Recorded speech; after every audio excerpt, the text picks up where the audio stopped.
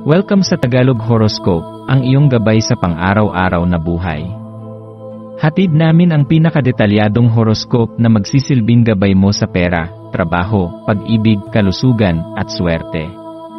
Naway magtagumpay sa buhay ang lahat ng ating tagapakinig at subscribers sa buong mundo.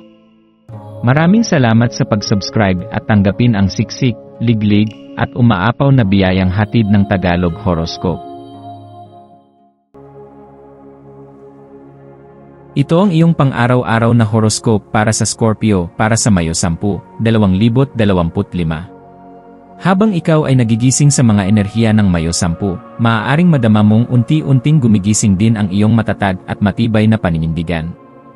Bilang isang Scorpio, likas sa iyo ang pagiging determinado at malalim ang paghawak sa iyong mga paniniwala.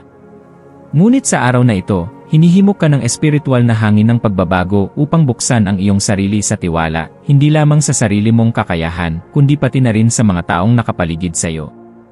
Ang pagtitiwala ay hindi kahinaan, bagkus ito ay isang matapang na hakbang patungo sa mas mataas na antas ng pagkakaunawaan, pakikipag-ugnayan, at koneksyon sa kapwa. Tanungin mo ang iyong sarili, ano ba ang mga ideya, paniniwala, o plano na pilit mong pinanghahawakan? Kahit alam mong maaari ng palitan o palawakin ang pananaw mo ukol dito. Sa pagninilay na ito, matatagpuan mo ang kalayaan at bagong inspirasyon. Ang araw na ito ay tila isang paanyaya para sa iyo na sumandig sandali sa mga hindi mo kadalasang sinasandalan, ang pananampalataya sa proseso, ang pagyakap sa hindi inaasahan, at ang paglalagak ng tiwala sa mga taong nais kang tulungan. Sa pagpapakumbaba at pagbubukas ng puso, maaari mong maranasan ang mga pagbabagong di mo akalaing magdadala ng kabutihan.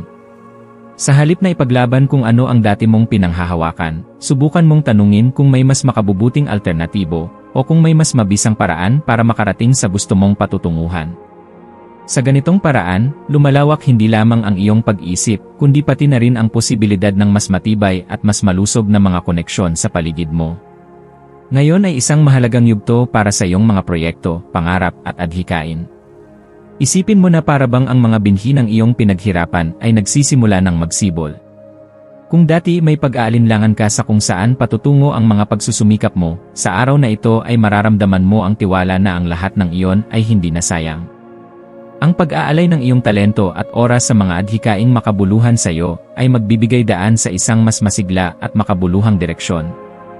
Sa paggawa ng bagay na naayon sa puso mo, hindi lamang para sa sarili kundi para sa mas malawak na kabutihan, ay mas lalo kang nagiging totoo sa sarili mong layunin.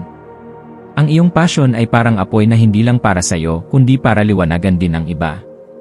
Ang araw na ito ay nagsisilbing paalala rin na sa bawat kilos mo, nararapat isaalang-alang ang damdamin ng ibang tao.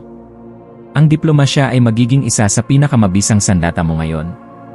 Sa halip na idaan sa pagiging matigas o palaban ang mga usapan, piliin mong maging bukas sa pakikinig at pag-unawa.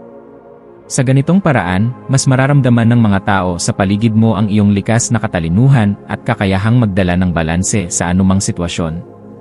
Ang iyong pagiging totoo, mapagkalinga, at may lalim ang pag-iisip ay mas mamamayani kung pipiliin mong magpakumbaba at makiisa. Sa ganitong paraan mo rin mas naipapakita ang tunay mong lakas, hindi sa paninigas ng paninindigan, kundi sa kakayahang umunawa, makinig, at magpatawad.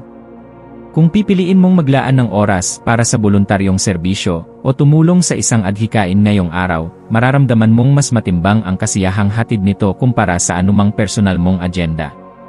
Ang pagtulong sa iba ay hindi kailanman maliit na bagay. Minsan, sa mga simpleng pagbibigay at pakikibahagi, lumilitaw ang pinakamahalagang aral at koneksyon sa buhay. Maaaring sa isang maliit na aksyon mo lamang ngayon, ay may mabuksang pinto ng oportunidad na magdadala sa iyo sa direksyong hindi mo inaasahan. Sa pagbibigay, ikaw ay tumatanggap din ng pag-ibig, ng pag-unawa, at ng bagong pag-asa. Sa iyong pagbukas sa kabutihan, ang universo ay magbabalik din ng biyaya sa mga paraang mahirap sukatin, ngunit damang-dama sa puso. Ang iyong maswerteng kulay sa araw na ito ay berde, kulay ng paghilom, pag-usbong, at kasariwaan. Ito ay paalala na ang lahat ng bagay ay maaaring magsimulang muli, na sa bawat araw ay may pagkakataon para tumubo at mamulaklak muli. Ang maswerteng numero mo ngayon ay 11 at 35, mga bilang na sumisimbolo sa pagkakaisa at pag-unlad. Ang maswerteng gawain mo ay ang pag-abot sa isang taong matagal mo nang hindi nakakausap o ang pagbahagi ng iyong talento sa isang gawaing makabuluhan, tulad ng community project o simpleng pagtulong sa nangangailangan. Ito ay hindi lamang magpapagaan ng loob mo kundi magbubukas din ng mas malawak na perspektiba kung saan mo nais dalhin ang iyong enerhiya. Sa pagtatapos ng araw, hayaan mong magsilbing paalala ang mga karanasan mo ngayon na ang katigasan ng ulo ay hindi laging sagot sa lahat. Minsan, sa pagbitaw sa kontrol at pagbuka sa kabuuan ng sitwasyon, doon natin mas tunay na nararamdaman ang kapayapaan. Hindi mo kailangang laging manalo sa argumento o laging tama ang iyong pananaw. Ang mahalaga ay ang pagkakaintindihan, ang respeto, at ang koneksyon. Hayaan mong maging pinto ang araw na ito para sa isang mas mapagkumbaba at mas bukas na bersyon ng sarili mong kakayahan, isang Scorpio na may lalim ngunit may kabutihang loob, matalino ngunit marunong ding makinig, at matatag ngunit may kakayahang yumuko para sa kapayapaan. Ang araw ay maaaring matapos, ngunit ang mga aral at pagbabago na hatid nito ay mananatili sa puso mo. Patuloy kang lumalago, hindi dahil sa kung gaano kakalakas ipaglaban ang gusto mo, kundi sa kung gaano kakabukas na matutong makipag-ugnayan, magtiwala, at magmahal. Sa mga susunod na hakbang, dalhin mo ang liwanag ng araw na ito bilang gabay mo, liwanag na mula sa loob mo mismo. Patuloy kang magtiwala. Patuloy kang magmahal. Patuloy kang maging ikaw.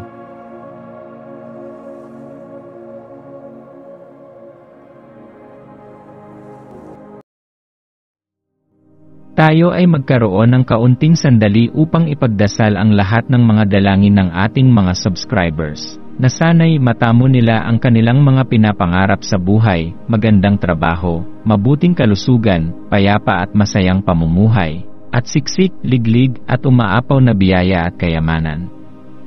Ipinagdarasal namin ng mataimtim ang lahat ng mga komento sa nakaraang video, at hinihiling namin, Panginoon, na pagpalain mo ang ating mga subscribers ng masayang buhay sa mundong ibabaw. Maraming salamat po. Maraming salamat sa panonood ng iyong horoscope ngayon araw. Naway gabayan ka ng mga bituin sa iyong landas. Huwag kalimutang mag-like, share, at subscribe para sa iba pang cosmic na kaalaman. Hanggang sa muli, manatiling konektado sa universo.